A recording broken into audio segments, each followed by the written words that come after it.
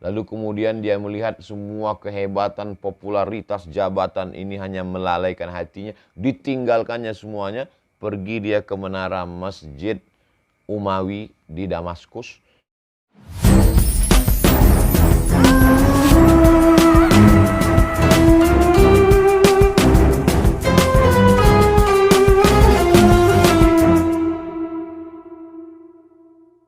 Ada yang paling mengerti tentang diri kita kecuali diri kita sendiri.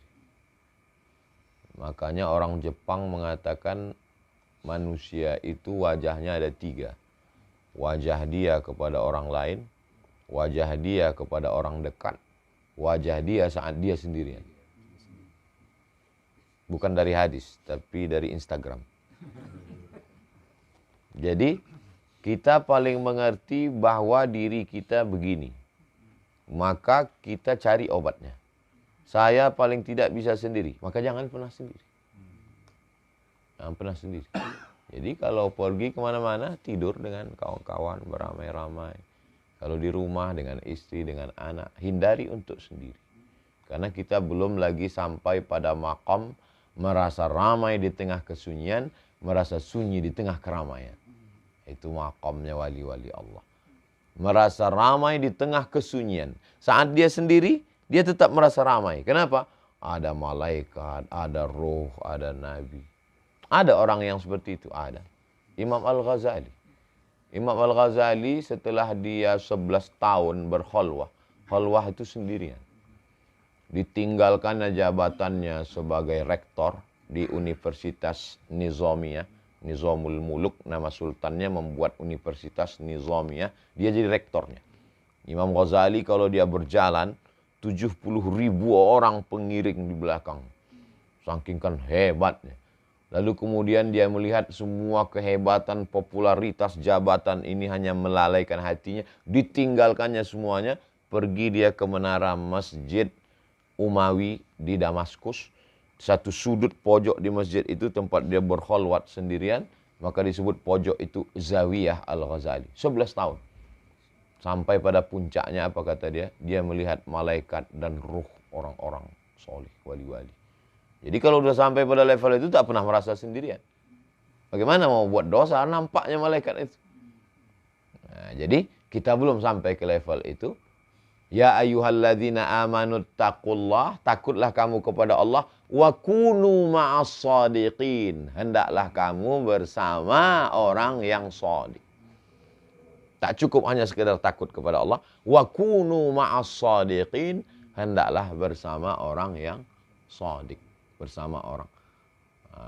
Jadi kalau misalnya ana di kamar hotel sendirian, minta kawan nih sama Fadil, sama Ustadz kalau khawatir sendirian.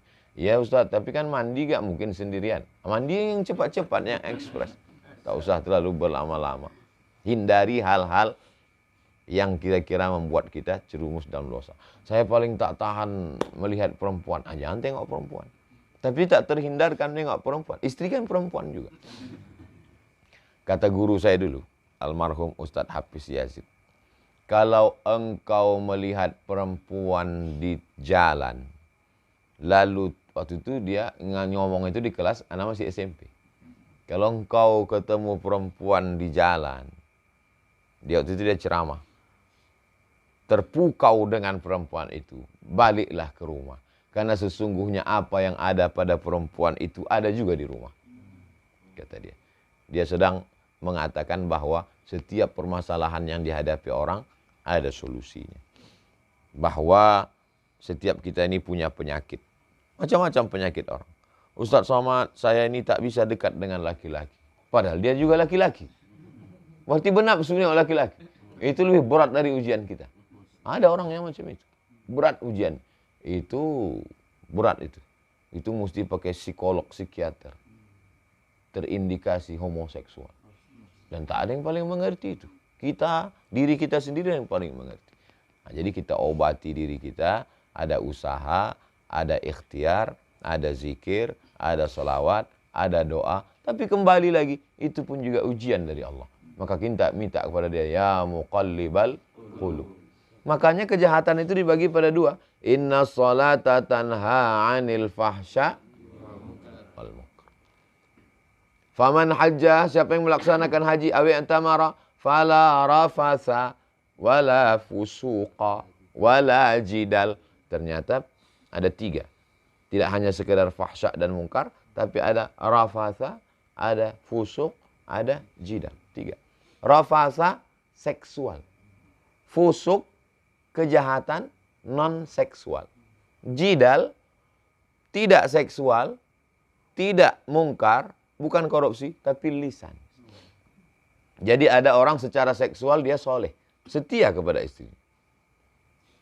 Tidak homo, tidak kejahatan seksual. Secara mungkar juga dia tidak mungkar, tidak korupsi, tidak makan haram. Tapi lidahnya. Ada pula orang lidahnya santun, lembut. Dan dia tidak korupsi, tapi kenanya di seksual. Ada pula orang seksualnya santun, baik, tidak nakal, tidak neko-neko, tidak macam. Lidahnya juga, tapi masalah duit. Jadi kita selalu ada 3. Kesempurnaan adalah tentu selamat 3-3-nya. Seperti Nabi Muhammad SAW. Kejahatan seksual, kejahatan mungkar, kejahatan lisan. 3-3 ini kita usahakan, mudah-mudahan selamat kita insya Allah. Dijaga Allah, dijaga amal kita, dijaga ibadah kita, dijaga sholawat kita, dijaga oleh malaikat-malaikat sehingga dipalingkannya hati kita. Saya pribadi dalam beberapa hal setelah kejadian baru kita, oh ternyata dijaga Allah. Kadang kita tak sadar dijaga Allah. Kenapa lah kita kemarin itu berat aja mau mendatangi undangan si Fulan ya. Bolak-balik, bahkan kita merasa berdosa dalam hati. Aku nih kayaknya pilih-pilih kawan ini. Kok bisa begini ini? Ternyata setelah kejadian, oh kita dijaga Allah ternyata. Jadi kita urus saja ini, kita selesaikan ini dengan diri kita. Insya Allah tidak mungkin Allah lalai. Tak mungkin Allah tak perhatikan kita. La ta'khudhuhu sinatun wala naum. Dan itu pun juga bagian dari ibadah. Walladzina jahadu fina, orang yang bermujahadah melawan hawa nafsunya untuk mendekatkan diri pada kami, lanahdiyannahum subulana. Maka dia akan. Saya misalnya amat sangat rentan kalau bayangkan kalau nomor handphone ana macam nomor dulu. Nomor ana yang di-share oleh Ustadz Adi Hidayat. Berapa banyak cewek-cewek yang aksesnya langsung ke ana. Jadi segala nomor-nomor itu ya ke Ustadz Endri. Jadi cewek-cewek itu ke Ustadz Endri lah ya. Karena nggak mungkin. Jadi kita yang paling tahu, paling mengerti tentang anak. Lalu kemudian setelah menikah, handphone anak itu passwordnya tahu. Anak handphone tak pernah pakai password. Sebelum menikah tak ada password. Cuman ternyata pas sedang ceramah, begitu dibuka, dia udah nelpon banyak. Rupanya handphone ini kalau tergeser-geser, dia geser sendiri dan miss call sendiri. Ini harus dipakaikan password. Anak tak pandai cara buat password. Anak kasih ke istri anak. Coba buatkan password. Dengan itu menjaga diri kita. Supaya kalau tak mungkin saya akan WA orang macam-macam kan. Nah, itu jadi kita sendirilah yang paling mengerti tentang diri kita. Dan kita sendiri juga yang tahu bagaimana langkah pencegahannya. Dan kita sendiri juga yang paling tahu bagaimana cara kita curang. Nah, itu jadi tentu kehidupan anak tak sama dengan kehidupan Pak Haji, dengan kehidupan sahabat-sahabat. Nah, jadi pahami sendiri. Itu yang tak ada dalam Quran, tak ada dalam hadis. Nah, teknisnya, teknis prakteknya itu kita pahamkan sendiri. Dengan cara kita. Untuk lain padang, lain belalang, lain lubuk, lain ikannya, lain orang, lain masalahnya. Tapi insya Allah substansinya tertangkap. Nah, demikian. Wallahu a'lam.